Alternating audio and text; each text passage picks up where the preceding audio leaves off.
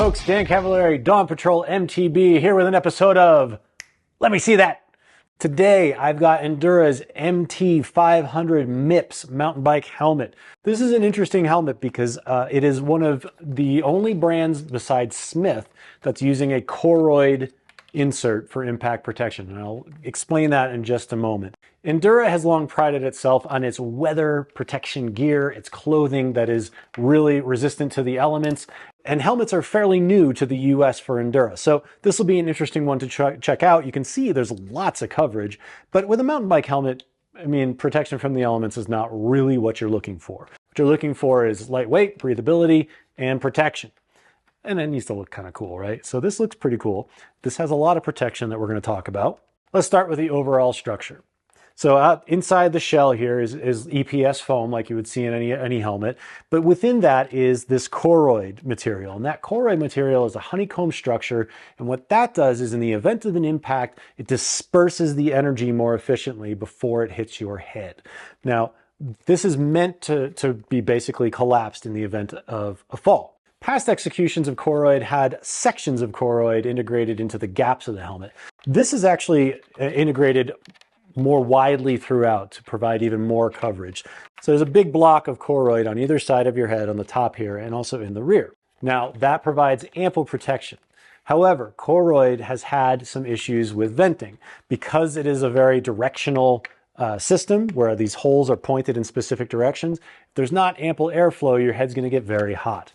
To counter that, you can see that Endura has included this top vent here, and that's to get air flowing over the top of your head and exhausting out the back. The other venting advantage here is that when you're moving slowly up a climb, all of these Koroyd vents are pointed straight up, so you should get some adequate venting coming out of the top. Inside the Koroyd and the EPS structure, you'll find a MIPS system. MIPS, if you're not familiar, is a harness type system that fits around your head, and in the event of a crash, it allows the helmet to rotate independent of the harness itself.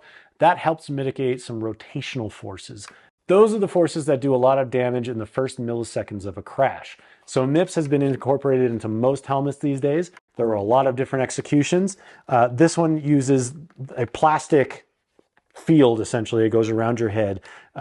One of the concerns with MIPS, again, because there's lots of material making contact with your head, it can have breathability issues.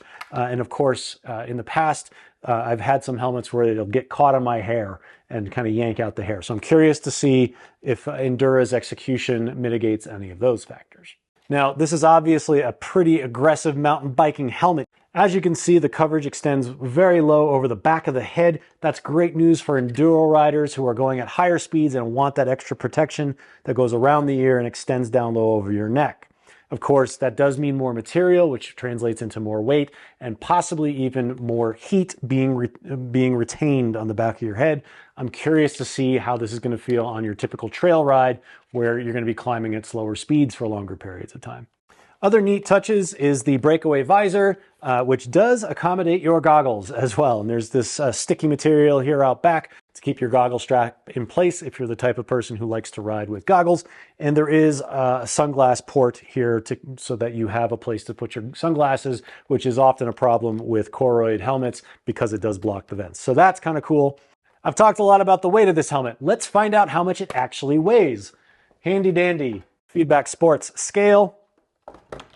This is a size large because I got a big old dome, and this is coming in at 492 grams. Not exactly a featherweight, but I think the focus here is really on protection. So weight, probably not as important of a factor for the riders that are really going to appreciate this helmet.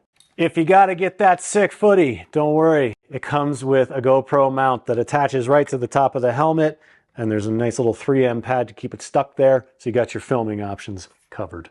If you want to see a full review of Endura's MT500 MIPS helmet, please do go hit that thumbs up down there. If it gets to 50, I will do a fully independent review of this helmet on Dawn Patrol MTB.